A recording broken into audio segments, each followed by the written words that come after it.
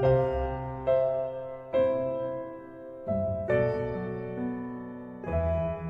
yang dibela sama Allah Subhanahu wa taala itu Aisyah, istri Nabi SAW, yang dijuluki dengan dua panggilan Aisyah. Yang satu panggilannya Humairah. Apa arti Humairah? Kalau lagi malu wajahnya merah. Pernah ngeliat cewek wajahnya merah? Pakai gitu ya. Kalau Aisyah itu bukan karena dia make upan, memang wajahnya merah kalau lagi malu. Kalau Nabi muji-muji Aisyah, malu lah, merah. Malu pakai ngomong. Itu mas saya. Aisyah Humairah, wajahnya kemerah-merahan. Saking putihnya Aisyah, Abu Bakar itu kan orangnya putih, makanya anaknya juga kenapa dipanggil Abu Bakar? Karena bukan nama aslinya, itu Aka lah ya, S non S gitu. Aka Abu Bakar. Kenapa dipanggil Abu Bakar? Abu Bakar itu artinya bapak yang punya anak perawan yang cantik-cantik. Aisyah, Asma, itu cantik-cantik semua tuh. Makanya bapaknya dipanggil Abu Bakar. Kita kalau punya yang belum nikah, yang udah nikah, kalau punya anak cewek 2 orang, maka dia bisa dipanggil Abu Bakar. Walaupun namanya bisa aja Asep, bisa aja siapa gitu, tapi bisa dipanggil Abu Bakar. Kenapa? Punya anak perawan, cantik, soleha. Humairah. Nama lainnya, Nabi juga senang manggil Aisyah itu dengan panggilan Aish. Disingkat Aisyah jadi Aish. Dalam bahasa Sunda jadi Eis. Itu benar. Pasti orang Sunda manggil Eis itu asal muasalnya dari panggilan Aisyah. Karena kita gak bisa susah ngucapin A, dari Aish jadi Eis. Nanti orang Sunda juga ada hubungannya dengan para ulama. Eis. Jadi yang manggil istrinya walaupun nama istrinya mungkin siapa gitu ya, manggilnya Eis. Kok Eis sih? Aisyah gitu. Aish. Panggilan sayang Nabi ini. Saking cantiknya Aisyah, banyak yang sebetulnya baper ketika Nabi nikah sama Aisyah. Patah hati cowok-cowok Madinah. Wah, apaan sih Nabi nikah sama Aisyah? Rame aja tuh. Ketika Nabi nikah sama Aisyah. Suatu hari Nabi itu lagi jalan, lagi touring gitu sama sahabat-sahabat. Bahasa dulu mah berangkat berjihad ya. Cuman sebutlah touring. Karena Nabi sambil berjihad juga, sambil touring, sambil main. Nah, Nabi itu kan kalau berangkat touring bawa istri ya. Jadi kalau yang berangkat touring gak bawa istri, kurang ikut sunnah menurut saya. Touring pemotoran bawa istri. Tadi jangan bawa jas hujan. Ya kalau hujan mah nggak pakai baju. Nah, Nabi lagi touring nih dengan para sahabat, sekitar 1000 motor lah ya, bermerek Onta. Jalan touring sama para sahabat, di tengah jalan mampir di rest area. Kan panjang nih perjalanannya, ada rest area ini, kayaknya rest areanya bagus, masjidnya gede gitu ya, ada KFC segala macam lah, bisa makan di situ, ada tempat ngopi. Mampir tuh di rest area. Pas lagi mampir di rest area, Aisyah kan dia naik kendaraan yang tertutup. Onta di atasnya ada kayak tandu gitu ditutup, khusus buat cewek biar gak kepanasan. Kalau yang cowoknya naik onta yang terbuka. Kalau bahasa kita sekarang tuh mobil lah ya. Aisyah naik mobil, suaminya naik motor. Yang nyetir siapa ya? Dan cara ini nih, ada gimmick dikit tapi penting ya, bekal buat teman-teman nanti kalau udah nikah. Nabi itu romantis banget loh sama istrinya. Kalau lagi touring gitu, istrinya pengen naik ke atas onta, maka Nabi akan jadikan lututnya sebagai tangga buat istrinya naik ke atas onta. Kan onta tuh tinggi tuh, udah duduk juga masih jangkung tinggi gitu kan, maka Nabi akan jongkok. Akhirnya Aisyah nginjak lutut Nabi, dipegang sama tangan Nabi, dinaikkan ke atas onta. Itu cowok banget tuh. Makanya kalau kita pengen naikin istri kita ke atas motor, walaupun motornya bebek ya, gak masalah. Motor bebek, udah diceperin lagi tuh, rendah gitu ya. Mah, apaan sih Pak, bisa sendiri kali gitu. Pengen ikut sunnah malah gagal. Jadi sunnah Nabi itu banyak yang seru-seru loh, keren-keren. Baca aja sirah deh, jangan cuma baca hadis teks ya. Baca juga sih sirah, banyak banget sunnah Nabi yang keren-keren, romantis. Touring nih, berhenti di rest area. Aisyah punya kendaraan sendiri. Pas lagi berhenti di rest area, Aisyah pengen ke belakang. Karena di rest area itu ada toilet segala macam, ada ikhwan, ada akhwat. Aisyah pergi ke belakang. Waktu itu Aisyah pakai kalung yang diberikan oleh ibunya, kalung hadiah pernikahan. Cuman centelannya itu udah agak-agak longgar gitu. Pas lagi ke belakang, balik, baru sadar pas dipegang di dadanya, oh kalung saya jatuh hilang. Akhirnya minta izin ke Nabi, ya Rasulullah, kalung saya jatuh dari cari-cari dari tadi nggak nemu, tolong cariin dong. Akhirnya Nabi pun nyari, nggak nemu, mengarahkan para sahabat nyari. Sampai akhirnya nemu pas udah malam. Berhentinya sore, waktu asar sampai sunset, sampai udah malam, akhirnya mereka baru nemu tuh kalung. Karena udah kemalaman, Nabi pun memutuskan ya udah kita bermalam di sini deh, nggak usah ngelanjutin perjalanan, berhentilah sahabat di situ. Karena rest areanya nggak terlalu besar dan airnya sedikit, akhirnya pas waktu subuh mereka tidak cukup air, nggak bisa berwudu untuk sholat subuh. Mulailah muncul desas-desus, mulai muncul lagi tweet di antara para sahabat. Ada yang pertama nge-tweet, akhirnya pada repost, jadilah viral. Apa tweetnya? Ini gara-gara Aisyah nih, kita gak bisa sholat subuh, gak punya air gara-gara Aisyah. Hashtag gara-gara Aisyah, sebar. Wah pada sebel sama Aisyah, ini gara-gara Aisyah. Benar ya gara-gara Aisyah sih, masalah kalung aja kok rame sih, lama-lama amat dan seterusnya. Kalung mah bisa beli lagi nanti di Madinah, rame aja di antara sahabat. Gara-gara mereka rame, turunlah ayat tentang tayamum. Itulah cerita di balik ayat tayamum di surat Al-Maidah. Kalau kalian gak menemukan air, maka berwudulah dengan cara tayamum dengan debu-debu yang bersih. Diajarin sama Allah tekniknya, tutorial tayamum. Itu jelas tutorialnya di satu ayat. Setelah ayat itu turun, sahabat-sahabat mulai tweet yang baru. Gara-gara Aisyah tapi keren, mulai pakai jempol emotikonnya. Tadi gara-gara Aisyah emotikonnya cemberut, sekarang gara-gara Aisyah jempol emotikon tersenyum. Gara-gara Aisyah akhirnya kita punya keringanan fikih dalam berwudu, yaitu tayamum. Berkah Aisyah. Paginya Aisyah, wah rame aja. Asal lewat Aisyah gitu. Pada respect gitu kan nama Aisyah, gara-gara dia turun ayat. Jalan lagi nih, kan touringnya jauh banget tuh, lintas Pulau Jawa kan ya, jauh banget lah pokoknya. Jalan lagi, ada rest area, berhenti lagi. Aisyah lagi seperti biasanya, semua orang pasti ke belakang. Aisyah ke belakang, datang, jatuh lagi tuh kalung. Ini cara takdir Allah nih. Jatuh lagi kalung, waktu itu Aisyah udah gak enak mau ngasih tahu Nabi. Daripada ntar viral lagi kan ya, jadi trending topik. Ya udah deh, gua cari sendiri aja. Lagi nyari-nyari di belakang, nyari-nyari kalung yang jatuh. Nabi memutuskan, ayo kita lanjutkan perjalanan. Sehingga para sahabat pun memberdirikan onta itu dan jalan. Nah tadi Aisyah kan masuknya di atas tanduk. Waktu itu sahabat yang mengangkat tanduk gak sadar kalau di dalamnya Aisyah udah gak ada. Kenapa? Itu menunjukkan bahwa Aisyah itu kurus. Itu komen ulama di hadis tersebut. Makanya kalau baca hadis jangan cuma baca teksnya, baca komennya juga, biar lebih jelas gitu. Oh ternyata kata ulama Aisyah itu kurus. Kenapa bisa kurus? Dia rajin zumba. Zumbanya Aisyah, ngepel di rumah, beres-beres rumah itu zumbanya Aisyah. Jadi keringatan terus, sehingga badannya tuh bagus. Gak pernah lebih dari 55 kilo.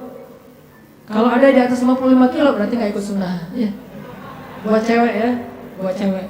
Aisyah tuh masih kurus, jadi dia ada di dalam tandu gak ada, sama aja gak terlalu ngaruh. Karena berat tandu lebih berat daripada Aisyah. Begitu diangkat oleh para sahabat, gak sadar kalau Aisyah udah gak ada di dalam tandu. Jalanlah Nabi. Yuk berangkat, semuanya pada jalan. Kalau di tol kan gak bisa balik arah tuh, udah jalan-jalan aja, ketinggalan di rest area. Nah Aisyah lagi nyari-nyari, pas dia dapat, senang, alhamdulillah udah dapat nih. Balik ke tempat Nabi tadi berhenti, ternyata pasukan Islam atau rombongan touring udah pada pergi. Ketinggalanlah Aisyah dari rombongan touringnya. Karena tertinggal, Aisyah pun berpikir nanti kalau Nabi sadar, pasti Nabi akan jemput lagi nih. Ya udah saya tunggu aja. Sambil nunggu Aisyah pun duduk di sebuah batu bersandar. Karena nunggunya lama bersandar di batu, lama-lama ketiduran. Tertidur di sebuah batu gitu. Nabi kalau ngelakuin touring biasanya menempatkan seorang sahabat sebagai penyisir jalan di belakang. Takutnya ada barang yang ketinggalan, orang ketinggalan kayak gitu. Namanya Sofwan bin Mu'attal. Sofwan ini jomblo terkeren di Madinah. Anak Madinah yang keren, masih jomblo pula. Dan biasanya cewek-cewek kalau Sofwan lewat, Sofwan gitu. Sofwan itu terkenal lah, paling keren. Kalau di Mekah yang keren kayak Sofwan itu Mus'ab bin Umair. Yang parfumnya gak ada duanya di Mekah, cuma ada satu. Sehingga kalau Mus'ab lewat di sebuah gang, cewek-cewek langsung sadar, Mus'ab baru lewat loh, kenapa gua cium harumnya parfum Mus'ab. Kalau Mus'ab nyuci pakaiannya, maka orang berlomba-lomba pengen ngambil pakaian itu untuk cuci bareng dengan pakaian dia supaya parfumnya pindah. Saking kerennya parfum. Memang parfum gimana? Harga 100 mili ya, 100 mili yang kecil 20 juta. Karena saya pernah pas lagi umroh nyari-nyari parfum kayak gitu tuh di Bin Daud, di Hilton, di depan Masjidil Haram. Pas saya masuk, ditanya sama yang penjaganya, dari mana? Indonesia. Udah nggak usah masuk deh. Kenapa? Indonesia bakhil katanya. Kalau Malaysia boleh masuk, kalau Indonesia nggak boleh, ini penghinaan nih kata saya nih. Masa orang Malaysia boleh masuk? Soalnya orang Malaysia kalau masuk beli, kalau kita cuma window shopping gitu kan, nggak pergi. Saya tanya, karena saya bisa bahasa Arab capruk,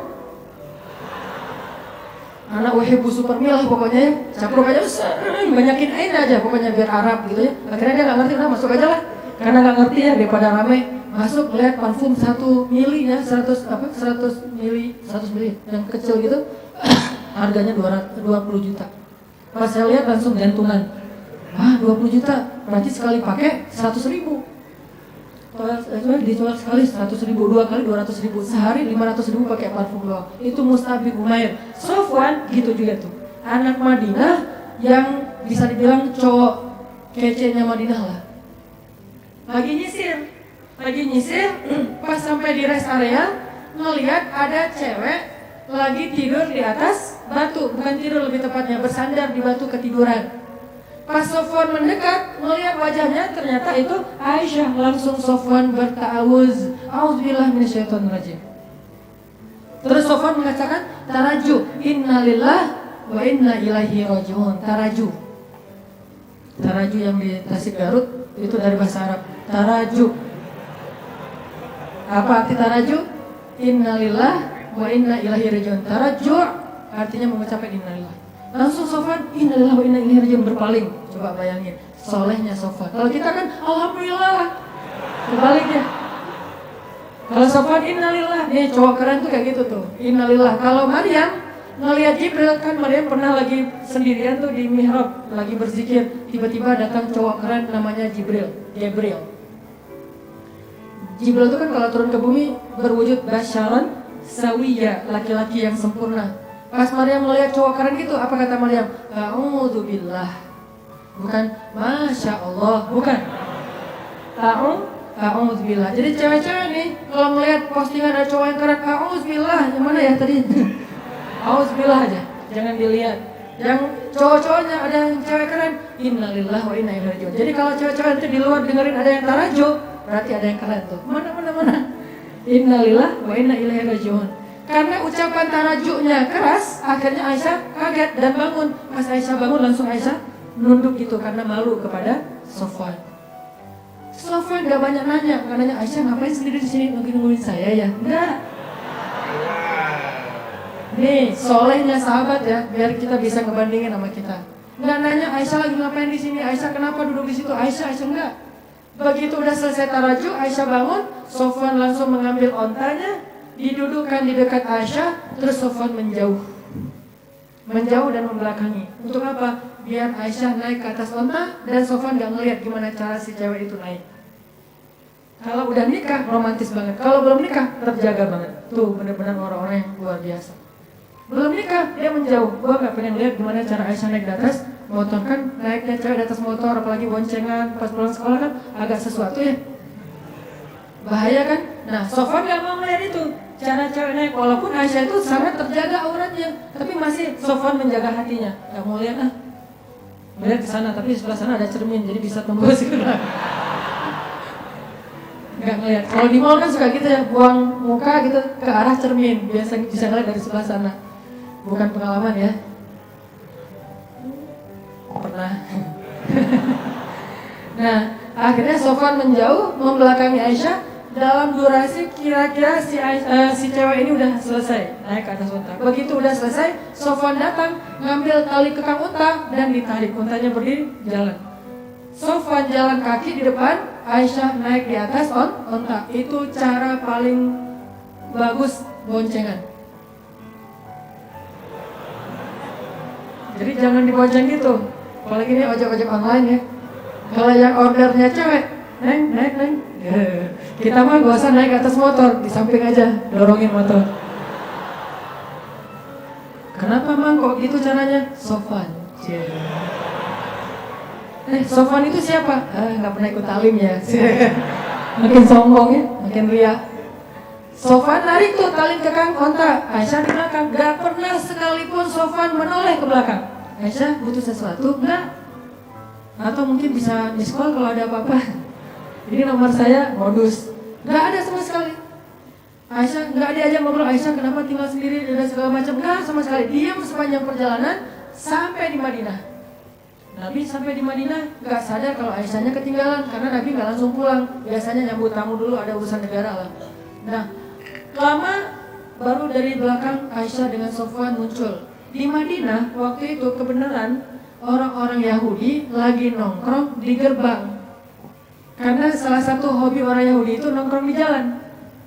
Senang banget nongkrong di jalan tuh. Nongkrong gitu-gitu ya. Di jalan. Nah, pas lagi orang Yahudi nongkrong di jalan, tiba-tiba dari kejauhan datanglah Aisyah dengan Sofwan berdua, tapi satu di atas onta, satu lagi narik tali kekang onta. Orang Yahudi tadi lagi nongkrong nih, lagi ngobrol. Datanglah Aisyah sama Sofwan, begitu mereka ngeliat Sofwan dan Aisyah, langsung sepi, diam semua orang Yahudi, diam aja. Diam, tuh ada yang lewat. Diam, pas sudah lewat, gue bener ngeliatnya tadi nggak bermimpi nih, enggak, gue juga ngeliatnya sama. Bener kan Aisyah, bener. Mulai gosip muncul. Judulnya masih aman nih, Aisyah dan Sofwan pulang berdua. Judul standar lah ya, mainstream. Judulnya Aisyah dan Sofwan pulang berdua, bener nggak? Bener, tapi orang persepsinya apa? Selingkuh kan? Ada affair nih antara Aisyah dengan Sofwan. Judulnya nggak bisa dihujat.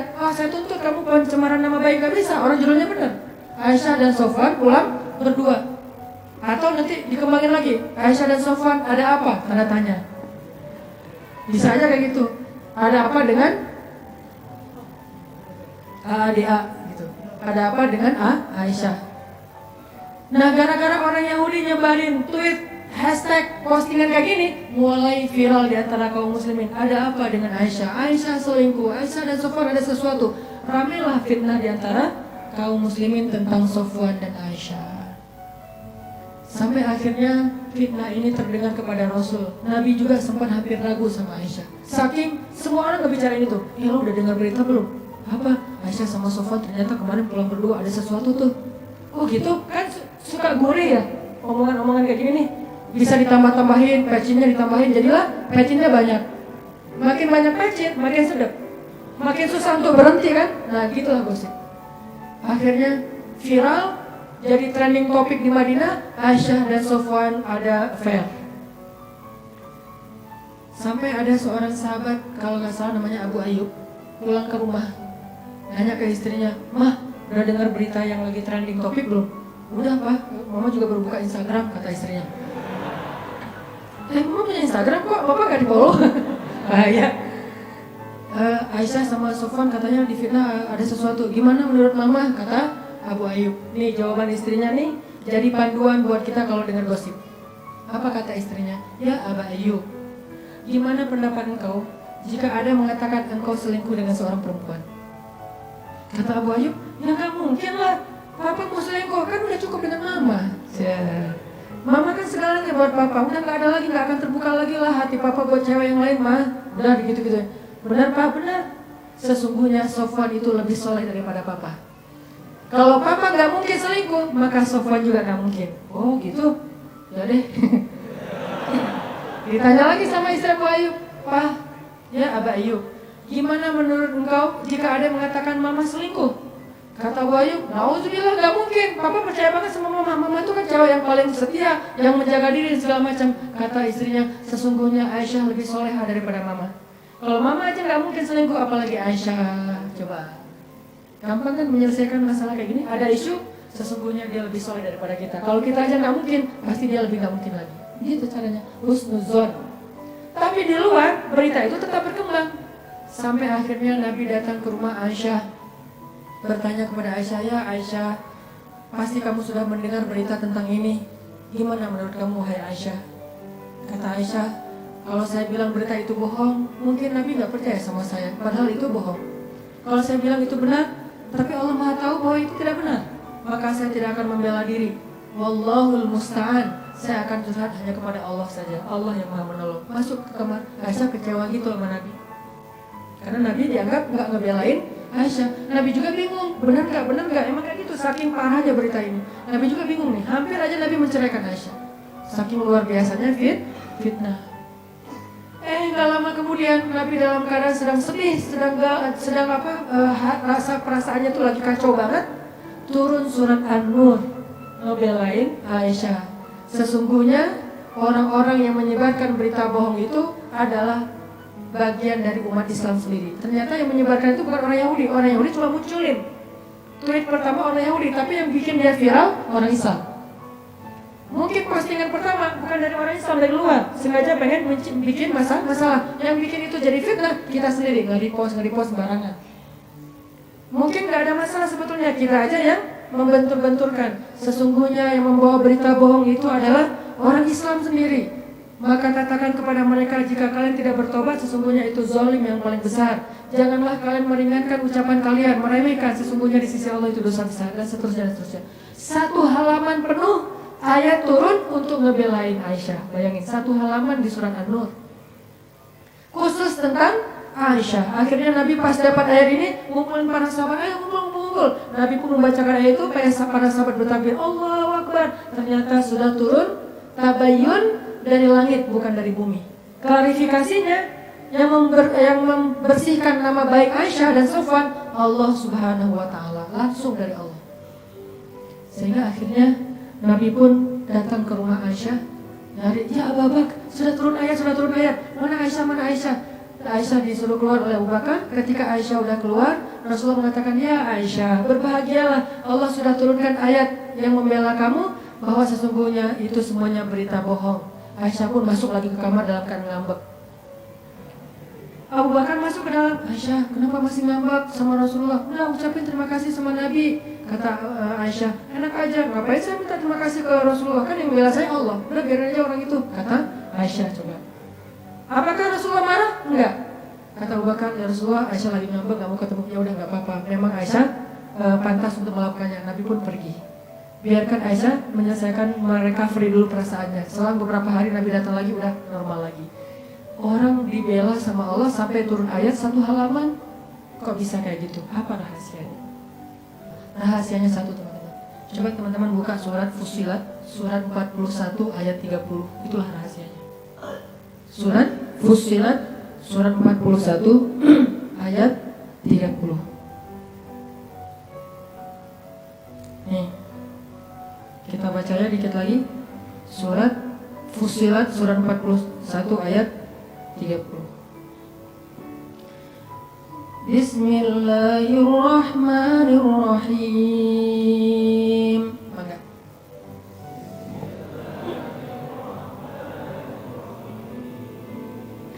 Innal ladzina qalu rabbuna Allahu tsumma istaqamu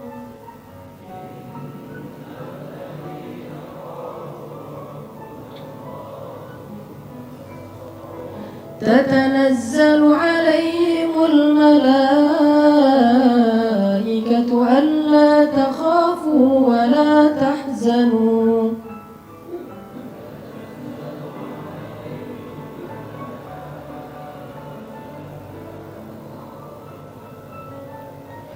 وأبشروا بالجنة التي كنتم توعدون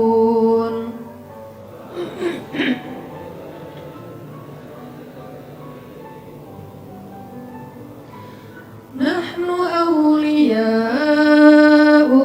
في الحياة الدنيا وفي الآخرة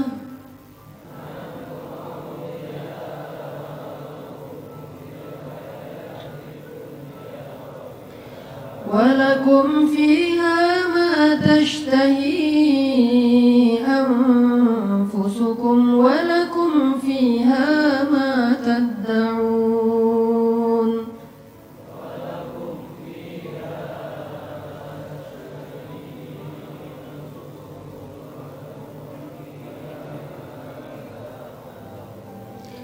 Sesungguhnya orang-orang yang berkata Rob kami adalah Allah, kemudian mereka berkomitmen istiqomah, maka turunlah kepada mereka malaikat-malaikat secara berbondong-bondong dan mengatakan, janganlah kalian takut, janganlah kalian khawatir, bergembiralah dengan surga yang telah dipersiapkan untuk kalian semua.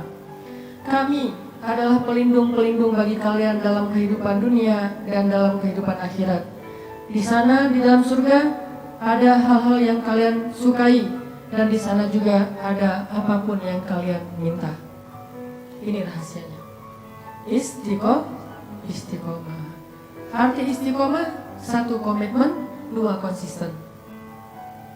Sehingga kata Allah, tatanazzalu alaihimul malaikah. Sebagaimana Jibril turun untuk ngebelain Hafsah. Tatanazzalu alaihimul malaikah. Sebagaimana Jibril turun membawa wahyu untuk Aisyah. 2 kali, 1 ayat tayamum, 2 ayat untuk membela fitnah terhadap Aisyah. Tatanazzalu alaihimul malaikah. Nahnu awliyaukum. Kami yang akan ngebelain kalian, yang akan ngelindungin kalian. Siapa kami? Allah Subhanahu wa taala yang kemudian menyuruh para malaikat untuk ikut serta membela dan melindungi orang-orang yang Allah bela. Siapa mereka? Orang yang istiqomah. Makanya terus saja on the track, jangan sampai kita melenceng. Kalau terlanjur melenceng, langsung balik lagi. Melenceng langsung balik lagi. Cara baliknya dengan taubat dan istighfar, hijrah. Kalau kita istiqomah, nanti suatu saat setelah istiqomah kita diakui oleh Allah, disahkan, Allah udah ridho, oh ternyata benar kamu istiqomah, maka Allah Subhanahu wa taala yang akan membela kita, bukan manusia. Allah sendiri yang bakalan membelain kita.